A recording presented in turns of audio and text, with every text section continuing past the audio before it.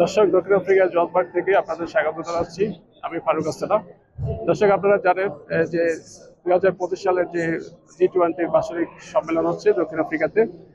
এই সম্মেলনে বিশ্বনেতারা ইতিমধ্যে উপস্থিত হয়েছেন। আজকে সকালে বিশ্বনেতাদের মধ্যে উপস্থিতি দক্ষিণ আফ্রিকা কর্তৃপক্ষ জানিয়েছেন যে 42টি দেশ থেকে রাষ্ট্রপ্রধান এবং তাদের প্রতিনিধি দল ইতিমধ্যে দক্ষিণ আফ্রিকার এই G20 সম্মেলনে যোগ দিয়েছেন। দর্শক, এবারে যে G20 সম্মেলন, এই সম্মেলনের সভাপতিত্ব করছেন দক্ষিণ আফ্রিকার রাষ্ট্রপতি সিরিল রামাফোসা, যিনি আফ্রিকা অঞ্চলের রাষ্ট্রপ্রধান এবং তাদের প্রতিনিধি নিয়ে আজকে গতকাল শুক্রবার একটি ডিনার পার্টি আয়োজন করেছিলেন। সেখানে তিনি বক্তব্য বলেছেন যে এবারে G20 সম্মেলনকে আফ্রিকার জনগোষ্ঠী এবং রাষ্ট্র এগিয়ে নেওয়ার জন্য তারা এই সুযোগকে কাজে লাগাতে চান। তিনি আফ্রিকার রাষ্ট্রপ্রধানদের এই পরামর্শ দিয়েছেন। এছাড়া বিশেষ করে এবারের G20 সম্মেলন আফ্রিকা অঞ্চলকে এগিয়ে নেওয়ার জন্য একটি সুযোগ হিসেবে তিনি সর্বত্র কাজে লাগাতে বলেছেন।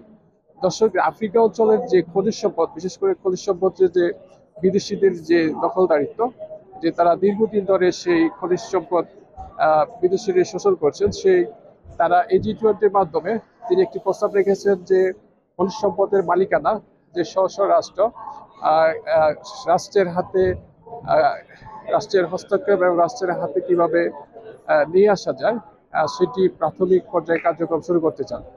দর্শক, এই G20 সম্মেলনে ইতিমধ্যে ভারতের প্রধানমন্ত্রী নরেন্দ্র মোদী যোগ দিয়েছেন, তুরস্কের রাষ্ট্রপতি রিসেপ তাইয়িপ এরদোগান, ফ্রান্সের রাষ্ট্রপতি এমানুয়েল ম্যাক্রো এবং ইটালির প্রধানমন্ত্রী এবং অস্ট্রেলিয়ার প্রধানমন্ত্রী, ইউরোপীয় কাউন্সিলের যে নেতৃবৃন্দ, জাতিসংঘের মহাসচিব অ্যান্টোনিও গুতেরেস, আফ্রিকা ইউনিয়নের মহাসচিব এবং আমাদের আরব নেতারা যোগ দিয়েছেন। এবং এই G20 সম্মেলনে দর্শক, একটি উল্লেখযোগ্য বিষয় হচ্ছে যে বিশ্বকে এগিয়ে নেওয়ার জন্য এই G20 খুবই গুরুত্বপূর্ণ। কারণ এই G20-র যেসব দেশ এই G20-র সদস্য, ইতিমধ্যে তারা বিশ্বের 85% জনগণের প্রতিনিধিত্ব করেন এবং 2/3% জিডিপির অংশগ্রহণ আছে এই জিপিডিতে। সো এই জিপিডিতে যে কোনো দেশ এবং মহাদেশকে জনগোষ্ঠীতে এগিয়ে নেওয়ার জন্য এই জিডিপির কার্যক্রম এবং কার্যকরী পদক্ষেপ এবং খুবই গুরুত্বপূর্ণ।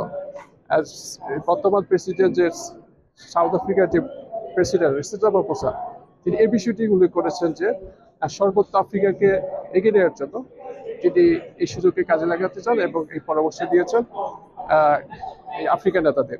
দর্শক, আরেকটি উল্লেখযোগ্য বিষয় হচ্ছে যে আমাদের বাংলাদেশের যে অন্তর্বর্তী সরকারের উপদেষ্টা ডক্টর মোহাম্মদ ইউনূস, তাকে এই G20 সম্মেলনে আমন্ত্রণ জানানোর জন্য আবেদন করা হয়েছিল, কিন্তু G20 কর্তৃপক্ষ সে আবেদন নেননি।